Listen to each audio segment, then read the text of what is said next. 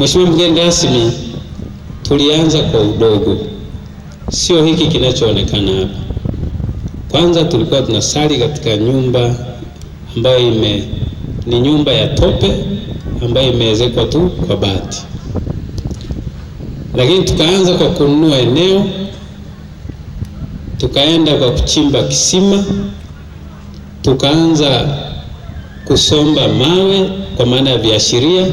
Lakini baada ya kusomba mawe, Mheshimiwa mgeni rasmi, tulikaa zaidi ya mwaka mzima mpaka hapa pakawa panasafishwa, baadaye panakuwa. Mungu alikuwa ameruhusu kwamba lazima tumtengenezee nyumba yake hapa. Kwa hiyo tumepanda milimani, tumekwisha kukata miti, hekalu la Mungu limekamilika. Mheshimiwa mgeni rasmi, baada ya hekalu kukamilika, tukafikiria tukasema, hapana, kazi ya Mungu haiwezi kwenda mbele bila kuwa na afya njema, lakini pia na kuwa na elimu dunia. Sasa elimu dunia lazima tuwe na shule, lakini pia afya zetu kama alivyonisisitiza Mheshimiwa mwenyekiti wetu wa mkoa, lazima ziimarishwe kwa kuwa na sehemu ya watu kwenda kupewa ushauri wa kiafya na kupata tiba. Kwa hiyo tukaona wakati tunakuja kuweka wakfu kanisa, ni vizuri tuwaombe ndugu zangu nyie, mje mtusaidie kutusupport ili tujenge shule ambayo itakuwa inachukua watoto wadogo kwa maana ya nursery pamoja na primary. Lakini shule hii itakuwa inafundisha maadili mema bila kujali wewe ni Msabato au ni Muislamu au ni Mkristo. Kwa hiyo shule hii itakuwa ni shule ya umma.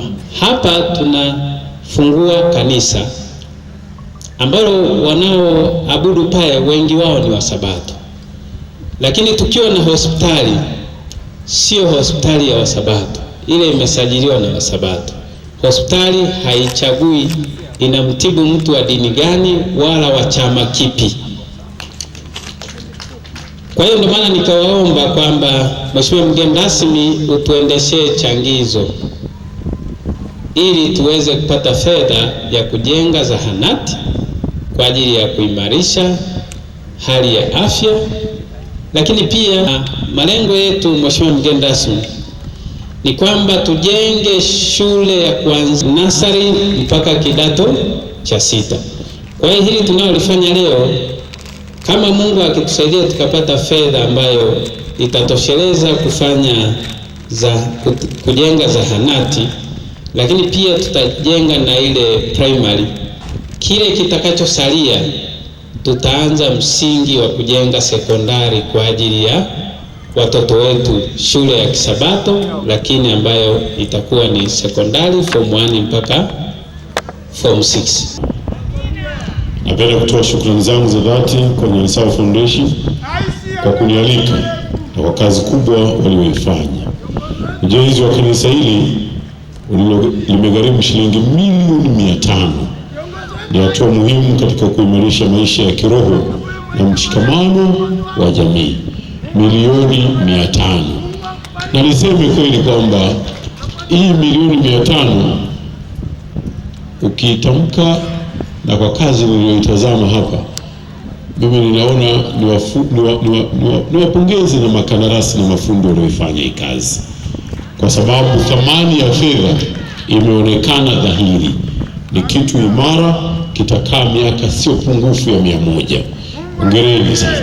Hata ungesema umejenga kwa zaidi ya milioni 500 bado tungekubali, kwa sababu ni kitu kikubwa, ni kitu kizuri sana.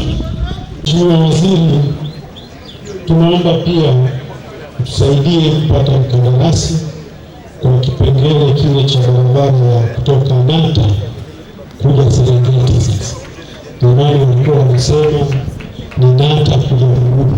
Nikuombe Mheshimiwa Waziri, tunaona imefika wakati sasa mkaitizama barabara ya kutoka Serengeti kwenda Arusha. Tunafahamu kwamba kwa itifaki za kimataifa barabara ile kwa kwa sababu inapita katika hifadhi ya Serengeti, haiwezi kujengwa kwa kiwango cha lami. Lakini tuna taarifa kuwa sasa hivi kuna teknolojia mpya ya kisasa ya ujenzi wa barabara.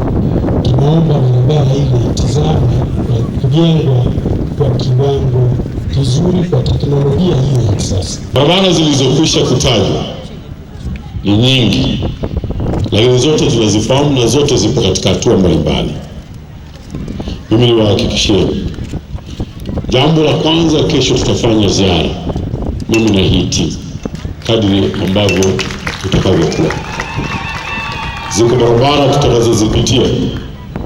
Tutapitia barabara ya kwanza, ni hii ambayo tunayo hapa leo, inayotoka Musoma Butiama kwa baba wa taifa mpaka inaingia hapa Serengeti, ambayo mwakilishi wake ni Mheshimiwa Mary Daniel, lakini pia vile na Mheshimiwa Dr. Mahera. 2 hadi 3 iko miradi viporo, yaani wakandarasi walishaanza kazi, lakini kwa sababu ya fedha wakarudi nyuma, na iko miradi ambayo tulikwisha kusaini na makandarasi, hatujawapa advance payment, fedha za malipo ya awali, na iko miradi ambayo ni mipya inatarajiwa kuanza, na iko miradi mingine si mipya, makandarasi walipatikana lakini gharama ikawa kubwa sana,